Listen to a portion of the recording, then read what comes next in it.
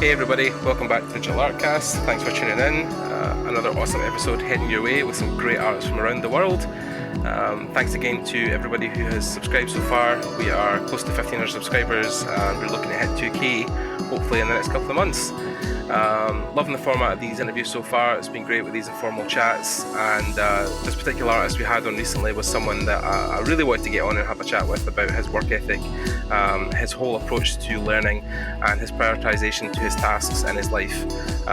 So without further ado, let me introduce this amazing guest we have today, Mr. Glauco Longhi. Hey Glauco. Hey, how's it going, man? Thanks for having me here and for the kind words. Yeah, of course, man. More than worthy of that. Most people know your work, but for those who don't, could you introduce yourself? Yeah, of course. So I'm a lead character artist working at Sony Santa Monica right now. I started working in this industry for about 13 years now. I'm originally from Brazil, so I moved to the US 5 years ago to work at Naughty Dog. They relocated me and my wife. But before doing that, I was running my own makeup effects studio. I've done a little bit about everything in the entertainment industry, CG related. There's a bunch of sorry, that was my dog. There's a bunch of videos and like podcasts of me talking about my entire journey and my history and all of that, or my story. But you can dive into that later. But Yeah, cool, man, awesome. Again, I think you've had enough interviews with this kind of stereotypical stuff about how did you get in the art, but then the reason I kind of came across you, I mean, I already was a fan of your work, I was already following you, but the reason we kind of connected is because you recently done a kind of post on motivation in general, just being able to stay prioritized on task, how to learn, how to push yourself past those barriers. Was that something you approached on Instagram because you were getting a lot of people asking you for inspiration? Yes, definitely. And this is something that I really like studying and discussing with friends as well. So mainly, the more busy I get, like in life in general, or even at work, it seems that I have like more energy to produce more stuff, and this is called like momentum. And there's like a bunch of books into that. So I'm always trying to keep myself occupied in some ways, just to kind of keep the momentum going forward. But recently I started getting like bombarded with people asking me like, how do you have like time for doing all of that? And like, you have a kid now, you like work as a lead, which like it's like super time consuming. And I've been producing like a lot of content, a lot of like not only personal work, but also like personal projects. And like also like I also surf, I do exercises, I go to the gym, like I do a lot of stuff. And I was like, yeah, maybe I should start like expressing myself in this regard a little bit more. And then I did like that big post with probably like 10 or 12 images, like a bunch of text. And it was funny because I got like such a really good response from that. Like, and you is one of those cases, like wanting me to jump into your podcast and record this. So it's awesome, and I love talking about that. And this is something that I've been exploring myself a little bit more too. And like the more I discuss it, the more I learn, and I like improve my techniques and so on and so forth. Yeah, I mean, talking about momentum, I would definitely praise to that. I mean, I feel like I have a good work ethic, and I feel I can be productive where I need to be. But I think the problem I've had is that since I left my last career to repurpose myself into games, not having a full-time job since then, or having a lot of work to do, being a student, of course, also, there's times when momentum is lacking because you don't have the huge workload a lot of people will have, or push yourself. So I feel when I was working, I was definitely motivated, but when I came out of work and I have been unemployed for a couple of years because I was learning, getting back into that momentum is very hard for me. And you talk about momentum. Is it a thing where you find that as you bring on work, it just critically just increases over time, that you will do more and more, like a kind of snowball effect? Exactly. Yeah, and like, and definitely, even it's the same if you start working out and then you want to get back into it like super hard, like especially the first few weeks. If you go back and relate to a wheel, like the first few pushes on a wheel to start making it like like cycle around, it's like the hardest one. Once that thing is moving, it's like super easy to just maintain it. So Yeah. that's why it's so hard to get back into it. Yeah, because we talk about, I mean, even when I was starting back in the day sketching, it was the blank page, right? For me, for you, it's the open file and ZBrush that's empty, but it's the same thing. You have the fear of the undone. You know, you don't want to even start. Like the fear of starting, I think, is almost more intense than actually finishing. And then I take it with you that it's a thing where you will just push yourself to get started within projects. Yeah, definitely. And well, I've learned throughout the years that I need to be doing something to feel accomplished. So Yeah, it's sometimes like it's not even like pushing myself to get something done or just to get something started. It's just allowing myself to do whatever. And that means sometimes like right now I'm actually messing up with Arduinos and like doing a little bit like coding and programming. I'm not an engineer. I'm not a programmer. I'm not any of that shit. But I do like messing around with it. So I'm like allowing myself to do it. And sometimes I don't feel like doing art. And in the past, I used to push myself to keep doing it. And of course, I needed to do that in order to land a gig and all of that stuff, like to build a yeah, portfolio and like to improve my art.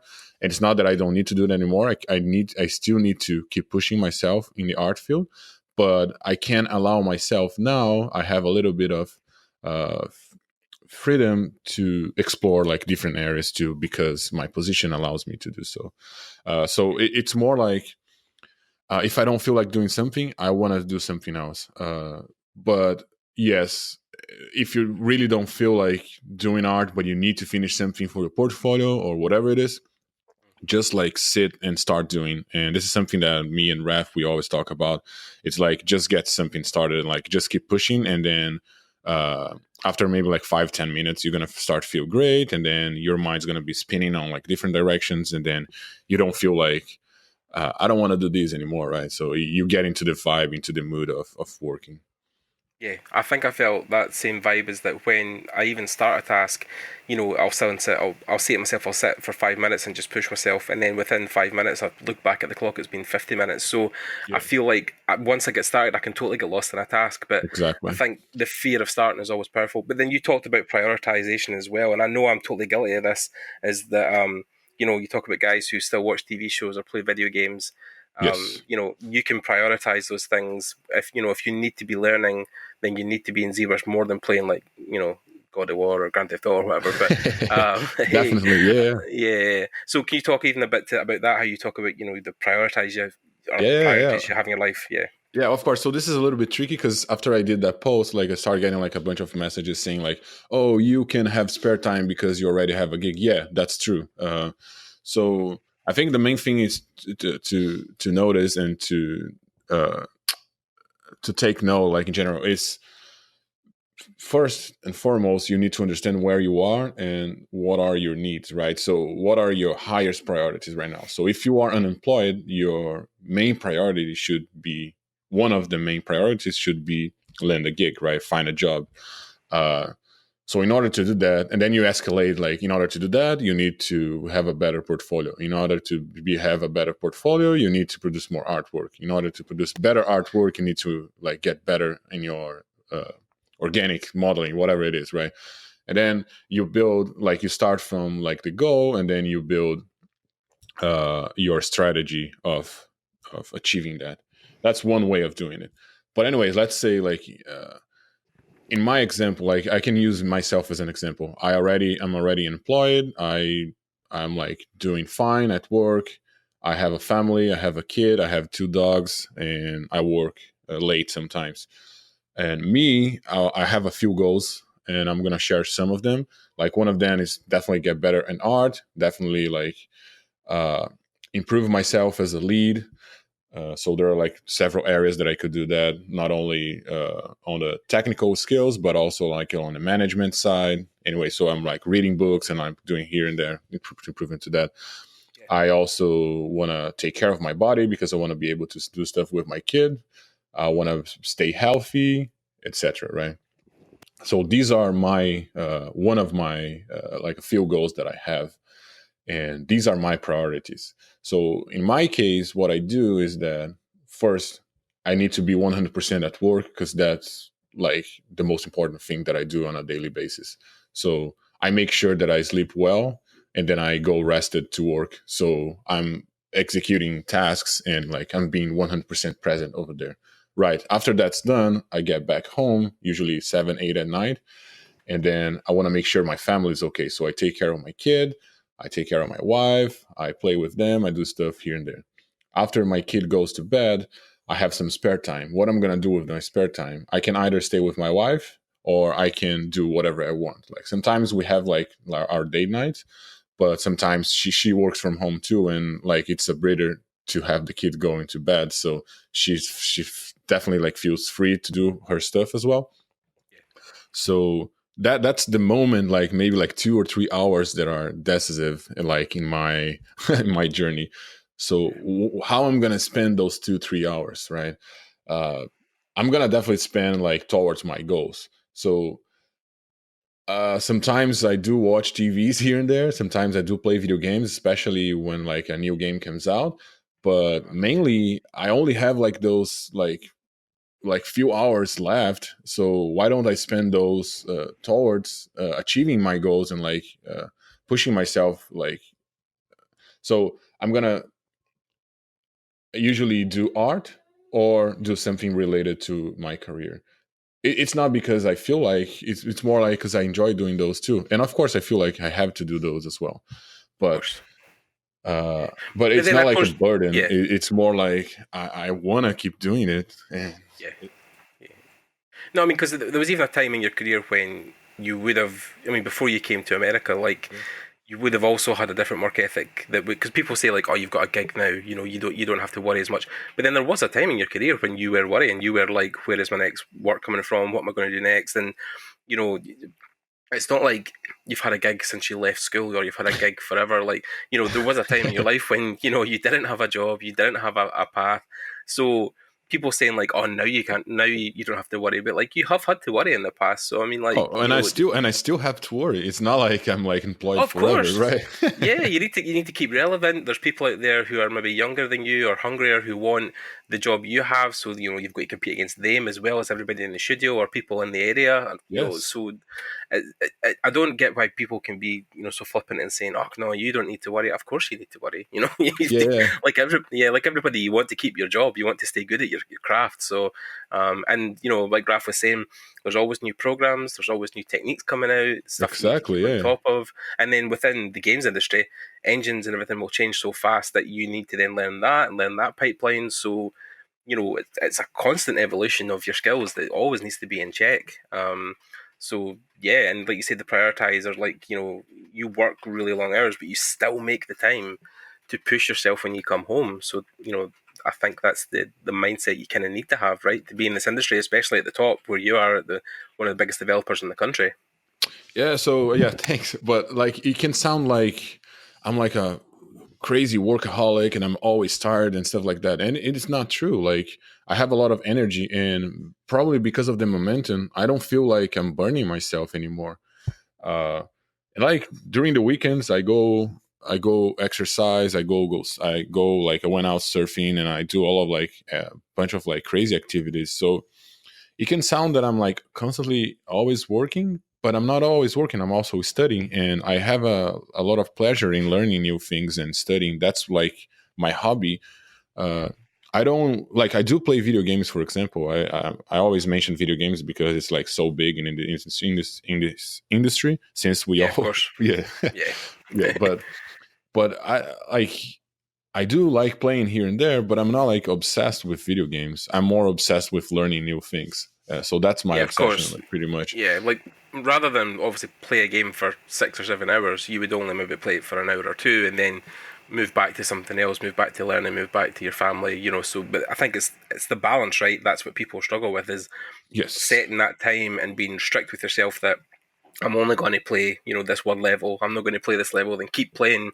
You know, Yeah, same with maybe working out. Yeah, yeah. maybe that's one of the reasons too, because I'm not that balanced. Even though it sounds like him, I'm Okay, yeah. not. So I'm kind of whenever I start something, I get obsessed with it. So if I Yeah. start playing video games and I really enjoy it, I would try to beat the game as soon as possible so I can stop playing it because I get like Oh yeah.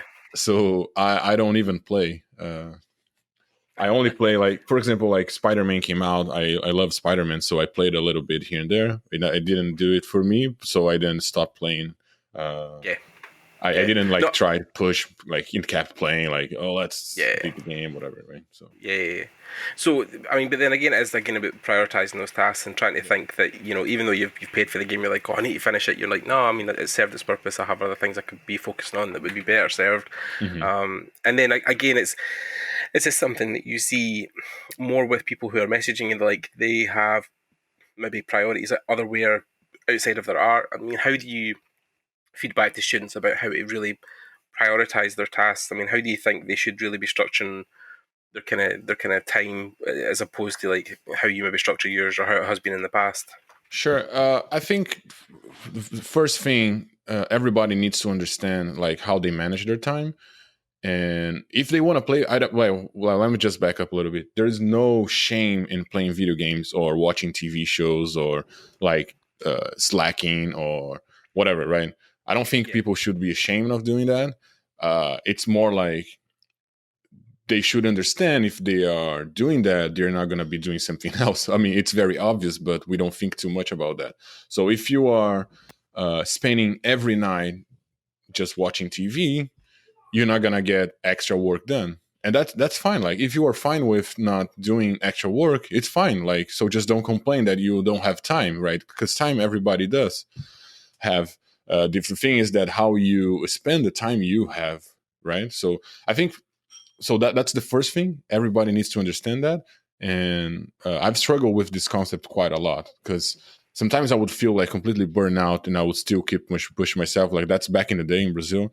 I wanted yeah, to live here. I wanted to get a job in a big studio, whatever. So times were very different. And the difficulty level for us to come abroad from abroad, it's like crazy high. But I don't want to get too yeah. much into that today. No, But for sure. yeah. But anyways, so uh I would be pushing myself, like, to I get like sick, right? So it was like obviously too much. Yeah, So after I understood that it's fine if I don't do personal work, it's fine if I don't do this and that, and then the only thing that's gonna happen is that I won't have any personal work. I won't be developing any skills, and that's fine. Like there are times for that too, for me. Anyway, so, like, now answering your question, I think, like, besides understanding this concept, which is simple, but you really need to think about it. We all need to, uh, how can I put it? maybe just be mindful of your time, something like that. Yeah, yeah, but yeah, definitely. But Yeah. uh, I mean, you were talking about your times when you were making yourself sick back in the day. I mean, like you said, the priority then is to shift your focus and say, right, well, my priority is I need a job. I want to work in America. I want to work at this big developer. So then your focus narrows, and you have to make sure that your time is focused more then because yes, you want to get this job. So then everything else kind of falls by the wayside. It's what you're kind of talking about, right? Yeah. yeah, definitely. Yeah. So the problem that people seem to have is that, I don't know, like, maybe they just don't understand this question, like this concept Yeah. very well. Uh, yeah, I'm trying to elaborate here, but Yeah. I don't have like a definitive answer on how people think about this. Yeah, I think it's difficult for a lot of people to really prioritize tasks sometimes because it feels like an overwhelming journey, right? It seems like Yeah. if you were to say you were going to be working at Sony Santa Monica and however many years, you'd probably say, oh no way, it seems like such an impossible task. But for you, it was a very narrow focus, and the time you spent, you broke those, like when you talked about breaking down the stages of learning, like you were like, well, I want to work at Sony Santa Monica, so I need to get my skills better. Right? To get my skills better, I need to do this. To do this, I need to do this. So I think making those larger goals hmm smaller and more manageable is something that is also about prioritizing your time, right? Yes. Yeah. Yeah, So, and also breaking those into smaller goals makes them attainable. So, like, working towards like a big, and by the way, working at Sony Santa Monica as a lead, that's not my end goal. So I'm still like, I still feel the same passion and desire to keep growing as I had like 10 years ago. right. But so having like smaller goals, like put them closer to you, and then it feels like attainable. So it feels like, oh, if I do a little bit of work here, I'm gonna achieve that, and then you keep like growing like step by step. That's that kind of stuff. And yeah, but I still feel the same way.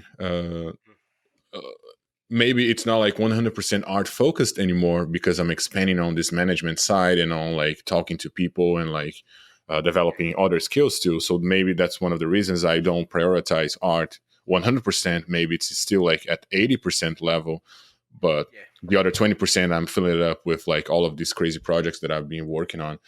But I still feel like I have so much to grow and so much to learn. I still feel that I'm young enough to keep pushing myself, and that keeps me moving. Yeah, I mean, and then definitely as well, you've talked about books that you've enveloped that have kind of trained you to work towards this goal, or talked about momentum.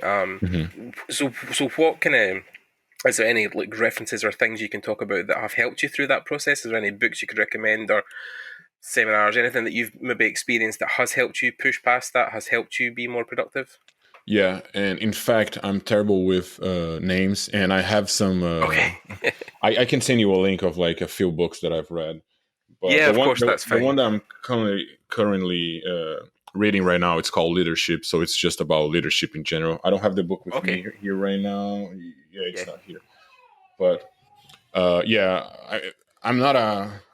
I actually gather thoughts and like knowledge from like different sources. So I do watch a lot of like YouTube videos, and I read books, and I do a lot of stuff like that. So I Was it don't. a lot of kind of just motivational stuff, or? Yeah, yeah. And I don't keep a lot of like track of everything that I read. Only the like the ones that like really strikes me, Yeah. Yeah, hits of me like course. hard. So, Yeah, I'm but actually yeah, a big fan of Gary Vaynerchuk just now. Gary V, he's yeah, actually yeah, been yeah, a huge big one. Like inspiration for me. So I'm yeah, always he's watching awesome. his stuff. But if you ask me for a specific video, I might remember one, but I don't remember like Yeah, everything. Like I just try to focus and to memorize the big concepts. yeah, of course, definitely. And then, so how has your journey then, or your priorities then shifted since you've been at Sony? Is that something that, like you said, you're roughly unchanged from where you were? You're still pushing towards another goal that is Hmm. past. So, in essence, you feel it's now obtainable to get to this position. Is there something else that you feel now that is your next focus? Like anything you're using to keep yourself motivated while you're now a lead? So my main priority right now is just to make sure at work, right? Just to make sure my team is happy and producing work. So that's my number one job. Uh, so it's not easy, like dealing with like different departments and all of that stuff. It's tricky. So, but my main focus is to see my team producing as much work as possible. They are happy with their tasks and all of that stuff. So that keeps me moving forward at work for now, and just because it's such a difficult task and do it like several reasons. But uh I do have a lot of like other goals outside work and the things that I keep pushing myself, but I don't feel comfortable talking about those at this moment because it's No, no, of still course. very up in the air what my next step's gonna be. But Yeah, of I course. still pretend and still intend to stay at Sony Yeah, of course. for quite some time. So Not leaking all your secrets at the moment. yeah, That's fine. yeah. So yeah. When it comes to structured learning, like, what do you feel? Maybe even towards your speciality, which is character work, Hmm. because your character work is incredible. It's so intense. I mean, even we were working with Raf. He was talking about you and Igor. Just your stuff is just phenomenal. Hmm. And so how do you approach, or how did you approach learning? Were you heavily, like, say motivation, where you're focusing your task mainly on, or mostly just on anatomy and ZBrush? Were you focusing on sculpts? Was How were you kind of prioritizing your learning for people, maybe people who are wanting to get into character work like myself, and want to know how you kind of structure your learning at the start? How do you learn? Sure. Uh, I think the since you mentioned Raf and Igor, like the biggest advice, no matter what you're doing, I can always give to people is to find a group of artists and get together and like get yourself around people better than you. I think that's number one, Yeah, no matter what you're doing. yeah, but we can talk about that later if you want to. But Of anyways, course, yeah. going back to your question. So Mm-hmm. there are like several areas that you need to get good at in order to produce good game art character work. So it's very tricky. So in my case, I started with studying very basic software modeling, software, poly by poly, all that stuff. Like, so I learned 3D Max. So I have a huge background in working with 3D Max. So I knew how to model pretty much anything. Not that it was good, but I could model anything using poly by poly or like face by face and all of that stuff, box modeling, all of those like old school techniques. So once I got good at it, uh, ZBrush came out. I think that was, well, actually, we have access to ZBrush at that time. It was 2005, 2006. So I jumped into it. I started learning a little bit here and there. And I was also doing traditional sculpting at that time. So anyway, like my journey itself, it's very all over the place. So I let's yeah, sorry, I went a little bit like, oh, my mind No, was no, no, it's spinning a fine. little bit too off. But let me just Yeah. go back and like try to make a list of It's things that I very need early to in do. the morning in Los Angeles at the moment. Like Yes, it's quite early. So yeah. I barely just woke up like 5 minutes before the call, so I'm still a little bit too slow. So sorry about that. Yeah, But it's all good. anyway, It's all good. yeah. Okay. So yeah, I didn't have time to have a coffee. But anyways, Yeah, so yeah, all right. So first, you need to, if you want to produce game art, you need to have a solid package understanding like Maya or Max or whatever. My tool of choice right now, it's Maya, because mainly all of the studios are using Maya, and that's what I'm more comfortable with. I started with 3D Max, like I said before, but I switched to Maya a couple years ago.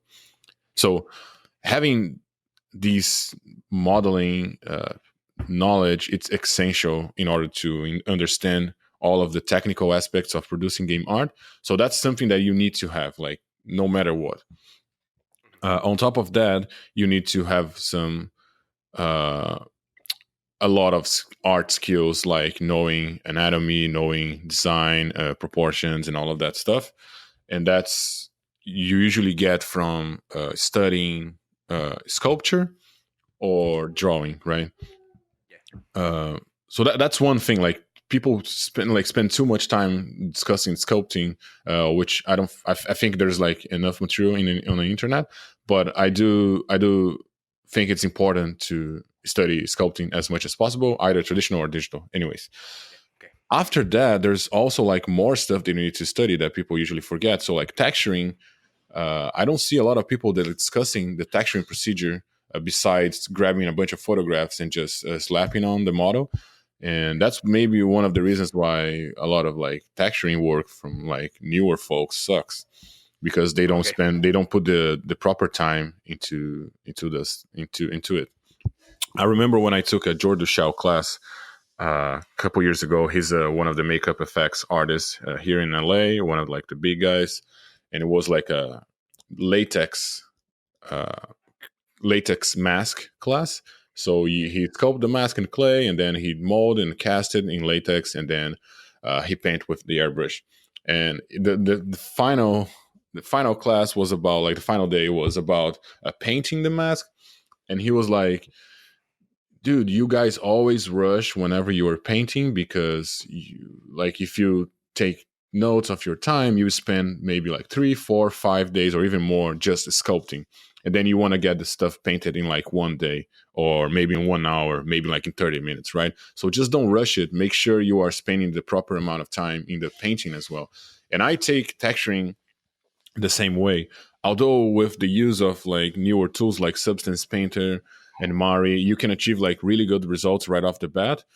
They are not great. I mean, they are good, but they are not great. Like, in order to make them great, that takes time. That takes time and effort, and you need to really uh, spend time pushing all the details and all of like the composition of the colors and all of that stuff. So make sure you are also studying texturing. I'm rambling, but here, make sure No, no, you no. Of are course. make Yeah, sure yeah. you But are studying texturing as well. yeah, I think sculpture obviously is one of the main focuses. But then, yeah, I have heard people talk about how people then let their models down through the texture not being as as good as the sculpture stuff. Like, they're like, oh, it's a great sculpt, but then the texture is so subpar that it lets the model down. Like, all that time you spent sculpting something Yes. is then let down because of the bad texturing. Yes, and in my yeah, you're completely right. And in my opinion, there's even more to it, right? So of course, a sculpture would take maybe like 60-70% of your time whenever you study, but just don't neglect texturing. But also, like on top of that, you need to have some understanding of shaders and materials if you want to work with games. Maybe you are not the most technical one. Some people like myself, I do enjoy learning about that a little bit more than I should or more than I need, let's say. Yeah, But so I'm not saying that you need to have like a crazy solid understanding of shaders and how they work, but you need to have like a grasp, right? You need to at least have a very basic understanding of how that stuff works. On top of that, you need to understand how materials work and also how uh, hair cards work, for example. So if in order to create fur, in order to create like hair, beard, and all of that stuff. yeah, But of course, this is all overwhelming. So people just focus on like, yeah, blah blah blah. Let's just focus on the sculpting, and yeah. that should be the goal. Not the goal. That should be your first step for sure. But just don't neglect all of the other things. So if you are taking a small project to completion, make sure you are spending the appropriate time during all of these stages. Yeah, of course. And I think, Rafa talked about that briefly as well, where he said that, those things, it's good to have those, like you said, that basic knowledge, but don't be afraid, because when you get into a studio, that stuff can almost be taught at a lead level where, you know, if your sculpture is bad, that's something that the guys around you can't really teach. As long as you have a really good foundation in sculpting, then Yes, when you get in a studio, you can learn extra bits of the pipeline, like rig and definitely. Yeah, yeah. animation. Yeah, yeah. So, and so then that'd be interesting as well to talk about you just even briefly, because you have a past in traditional sculpting, Yes. and obviously Raf is the same. He does a lot of traditional sculpting as well. So you feel, obviously, I mean, dumb question, but it'd be great to hear you talk about it, that traditional sculpture has helped you within your 3D, like in ZBrush. Oh yeah, definitely. And in fact, me and Raf, we used to share a studio back in Brazil. Not sure if he told you about that, but Oh, no, no. yeah, Okay. yeah. So back in Brazil, I think it was like back in 2008. Once like we got to meet each other. I don't remember why, but uh, we ended up joining a studio, and we ended up sharing this space with a couple more artists, and we would go over there every night or maybe like 3 times a week and just sculpt just for fun and just like share. And it was more like a club, so we would be just sculpting and like talking and discussing things and discussing like digital projects as well. And Wow. that Yeah. was one of my very special moments in my career and in my journey that I can't forget because it was so special and so like it helped me so much. That's one of the reasons I always tell people like just get together, like find a bunch of friends, find a group of people that are passionate too, and like just get together and just get some shit done. Yeah. Uh, No, I mean, but I definitely feel that's we talked about this earlier, about like you're the average of the 5 people you spend the most time with, yes, and I think that is very true. Yeah. I completely agree with that. Yeah. So traditional sculpting, this is something that I still do and I still enjoy and I still love sculpting with my hands. And traditionally, the main thing for me, it's like the more I think about it, the more difficult it gets to explain. Like I used to say like, oh, this is like real, so you see like with your own eyes and stuff like that. But the more I really think about why traditional sculpting is important, the trickiest it gets because I feel like I'm kind of understanding it more, and but it's almost like a rabbit hole. Like the more I open like this Pandora box of like possibilities, like the trickiest get. But on a on a low level, on a high level, I should say, it's Yeah. it's it's mainly because you are now, well, first and foremost, you don't have Control Z's, you don't have any like easy from the digital tools to help you out. So you really need to think about what you're doing and what you're trying to accomplish and trying to achieve with those forms, and that kind of slows you down a lot. And then with the use of the tools, you cut pieces off the model, and with the use of your hands, you put pieces back on. So you can do additive process, and you can do like just the sculpting part, which is just like taking off part pieces too. So you have both. It's pretty similar to the computer in a way, but Yeah. I think just like the main thing, it's so slow compared to ZBrush. So it doesn't mean that you're gonna produce art in less time. It means that the process is slower, which is funny, uh, because although it's slower, it doesn't mean that you're gonna like block out a piece in less time. In ZBrush, we usually, because it's so fast, you usually spend so much time just messing around. It's funny, Yeah. like the more I sculpt in ZBrush and the more I think about it, like the slower I'm trying to get. I'm like consciously trying to like move slower with my brush, with my pen, in order to produce better work, in order to be more precise and more concise about the decisions that I'm making. So that's the main difference, I feel like, and that's why that helps you so much. Is to really think about what you're doing. You don't have Control Z. Of course, it's a real model, so you can like lit with like real lights. You can photograph. You have like this spatial sense, that real perspective and all of that stuff, and it's real, right? That's one of the reasons I think VR is picking it up like so fast, because Oh yeah. yeah, you feel immersed and you feel like that's the real thing, and in some ways it does feel like traditional sculpting, because the piece you're sculpting feels real. There's not like a glass in front of you rotating the model and stuff like that. Yeah. But No, I I mean think like there's, even yeah. sorry to cut you, like I No, think no, on you there's go, on you go. so much more to it. And the more I study drawing and the more I study traditional sculpting, the more I read about it. And I spent like the past 3 months just drawing on my free time, mainly drawing and studying like different approaches to drawing and painting and all of that stuff. This is also like a passion of mine. Like I definitely want to Yeah, get of course. into oil paintings at some point. But anyway, the more I study it, the more like things click to me, and how all of these things are related on a Yeah. deeper level. But I haven't had time to properly elaborate on those thoughts yet. So Yeah, I it's think it's yeah, I think it's a thing we talked about again with Raf, where he was talking about, you know, if you're initially just learning and like at ground zero, like right at the start, he's like, you know, focus on ZBrush if you want to do character stuff, and then just get really good at sculpting in there. Then once you get a gig, or then once you feel, you know, you're good enough, then of course you can then split your time into other things like sculpture, like drawing. You know, he's like, you don't have to learn everything at once. You know, you don't have to be, you know, throwing your time between, you know, 3 or 4 different things. I yes, think as you start in the industry, you have such a narrow focus. Then as you mature in the industry, it then widens, sorry, and becomes, you know, more takeative in of everything around you. Like you said, more sculpture stuff, more drawing, more painting, and they all feed back into a core skill set, which is just being an artist.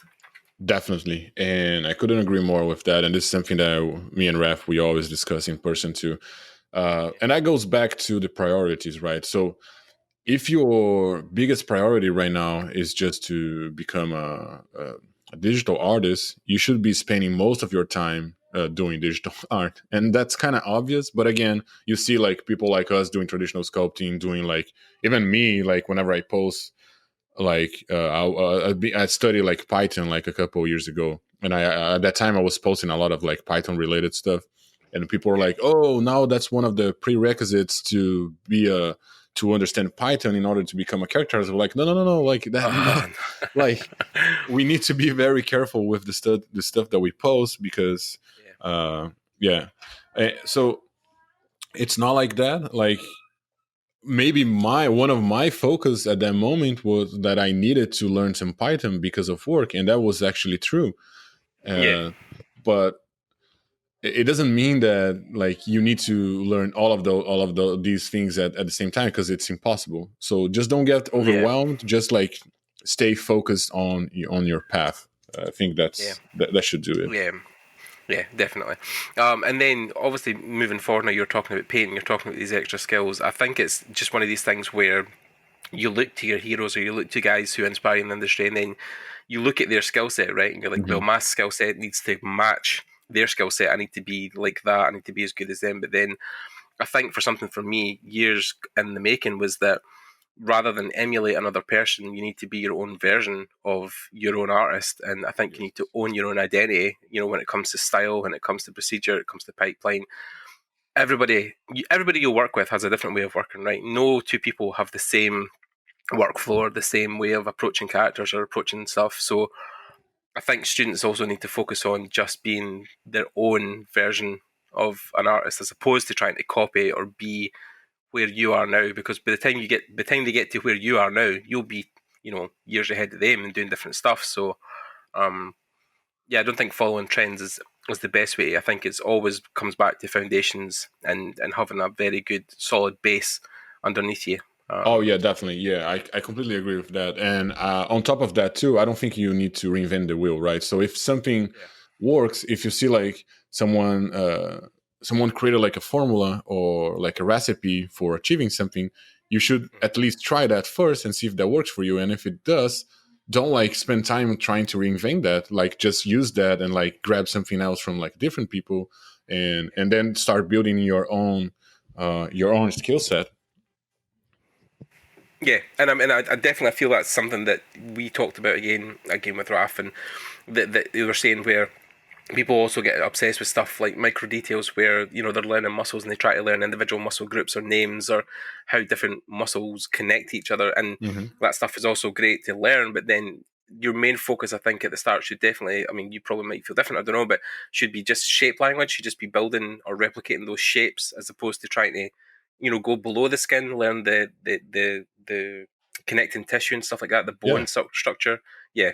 Oh yeah, definitely. Like, and I'm like, again, anatomy is something that I'm like. I just released a book on anatomy. Not sure if you've seen it, but like uh, the main thing with anatomy is that you need to work on your primary forms first, and then secondary forms, and then tertiary forms, and so on and so forth. If the primary forms, if the structure of your house is not quite there yet, it's not gonna be able to receive the secondary stuff, right? So if the scaffolding of your building it's not properly set, you're setting up yourself for failure. So don't even for me on anatomy, there's like it gets so deep and into the intricacies of every like little single thing. So I need to step back and see like, oh, all right, so where am I at right now, and then Yeah. what's the next step that I can dive, like how deep can I go into it, and then I go a little bit deeper than my level, and then I Yeah. move forward.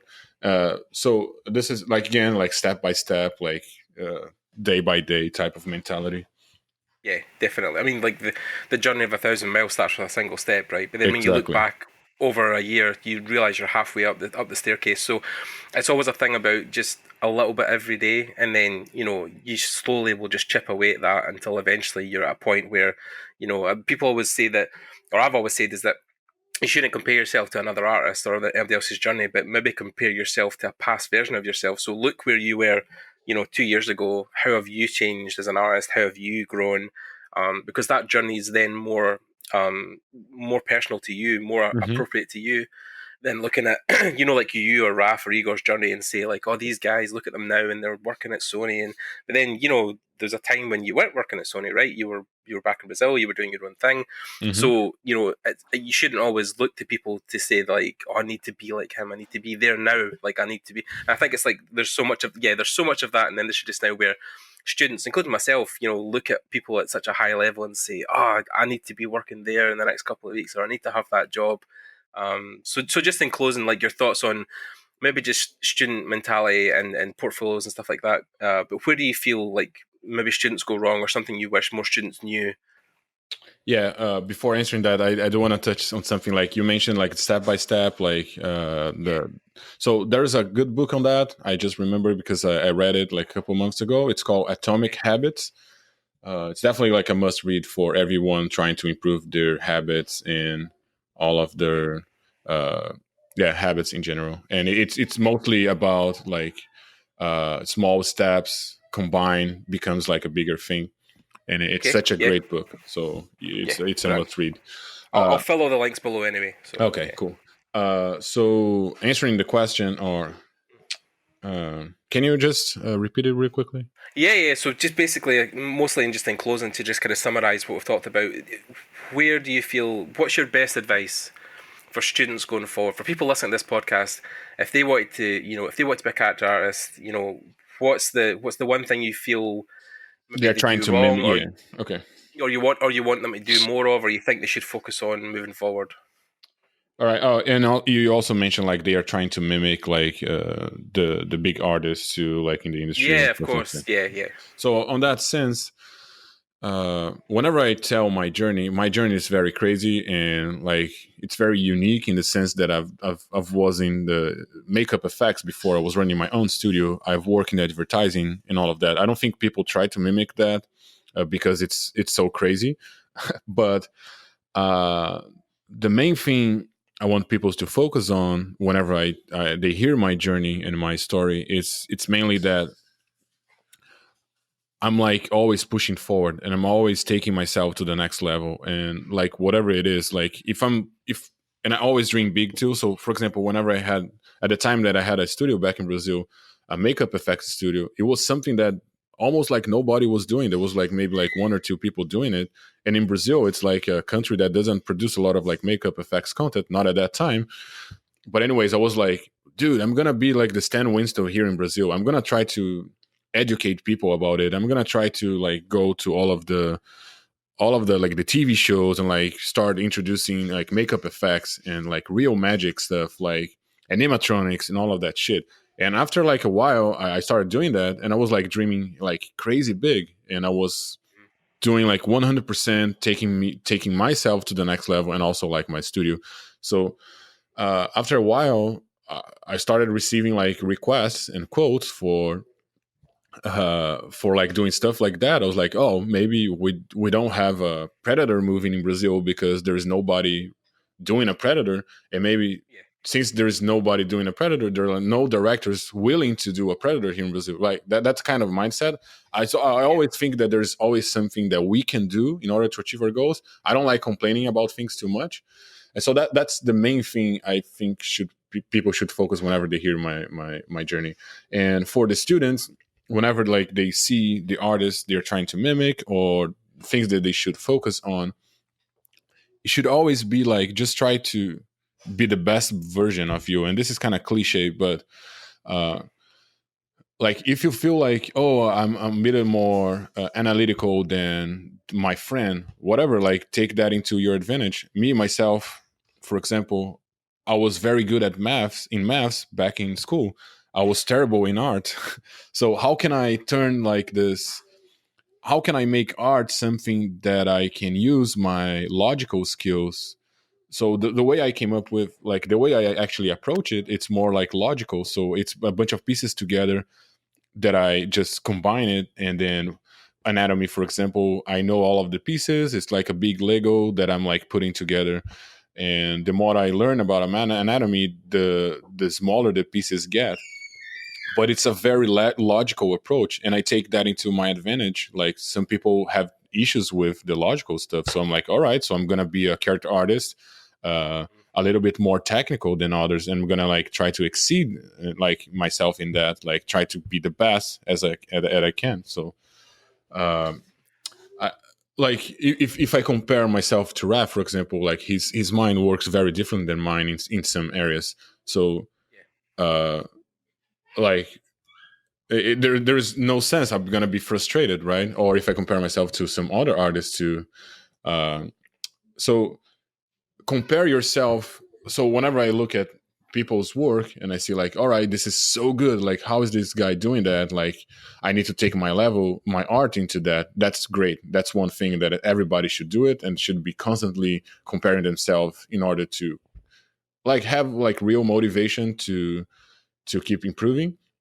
Yeah. But I don't exactly need to follow the same steps as the guy was doing that to in order to achieve that. Sometimes things click for me differently, like I was saying, like the puzzle pieces and stuff like that.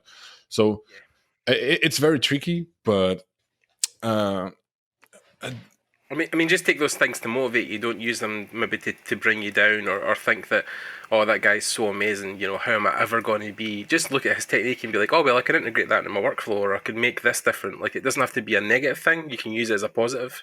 Yeah, here's the thing. I never felt like negative about any of those things. Like I hear people talking about that all the time. Like, oh, I feel so bad when I see his artwork. Like I don't fully understand it. Like honestly, I always felt like amazed. Like, oh, if someone can do it, I can do it too, right? Yeah, yeah, Well, and the reason for like studying the journey, like his artist journey, it's more like, oh, maybe so he gathered like some knowledge, or he did like he had some experiences in different areas that I haven't had yet. So I might need though to follow some of those steps in order to produce that type of work, because I don't have the background or anyways. So I always felt like amazed and like intrigued and like pretty happy, right? Yeah, it's funny. I do understand though. Uh, well, I don't fully understand, but I get the sense of why people get frustrated because they wanted to be as good as those guys and they are not. But that's more like ego problems. I feel like frustration comes from thinking that you are better than you actually are, and then you are capable yeah, of doing things that you are not capable yet. So, yeah. Yes. yeah. No, I mean, I definitely, I feel that as a problem, and I think that people just need to take a breath and sit back and just focus on, you know, what they have as almost like a, it's like the gratitude stuff, right?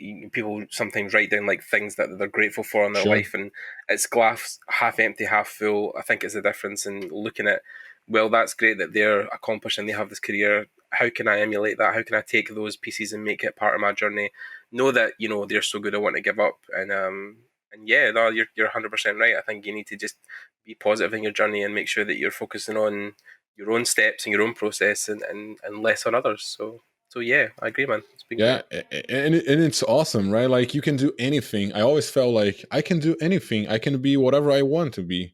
And this is something that I really enjoy, and that's the stuff I like about video games is that you play this game, and which is called life, and you can choose like your destiny. Like, and the things that you cannot choose, whatever, you cannot choose anyway. So why don't bother, like don't even spend time about thinking about that stuff. Like if it's out of your control, like fuck it, like whatever. But the things that you can control, right? So like if you want to get healthy, just get fucking healthy, right? So Yeah, yeah, yeah. like don't eat crap food. It's all on you. Oh, but you have like these problem or like this disease. Yeah, well, I'm sorry. Let's take care of that first, and then you move on to the next step. But like make sure that the things that you are in control, you are in control. Yeah, Of course, it's not 100%. that easy, but well, it's No, easy. no, but It's easier to I study think than, it's, but yeah, of course. But the advice is solid, man. yeah, You've kind of hit the nail on the head. yeah. Okay, so I'm going to let Glauco go because I'm conscious of his time. He needs to get to his work at Sony. So we're just gonna end it there. But yeah, it was great. It was. I think we hit every point we really needed to hit, and just thank you very much, Glauco, for coming on. It's been an absolute honor talking to you. Completely my pleasure. Thanks for having me here, and yeah, Yeah. Thanks, man. Thank you very much. thank you. Stay tuned, you guys, for more episodes, more talks. Check us out on all the different social medias. We're on YouTube, most podcast services, Spotify, SoundCloud, all that kind of stuff. Make sure to leave a wee like. Any questions you can leave below. I'll leave all Glauco's links. He'll send me a couple through. And any further questions, just leave them in the comments. I'll see if we can get to them. And yeah, thanks for tuning in. We'll be back here with another episode very soon. And apart from that, have a nice day. And thanks, guys.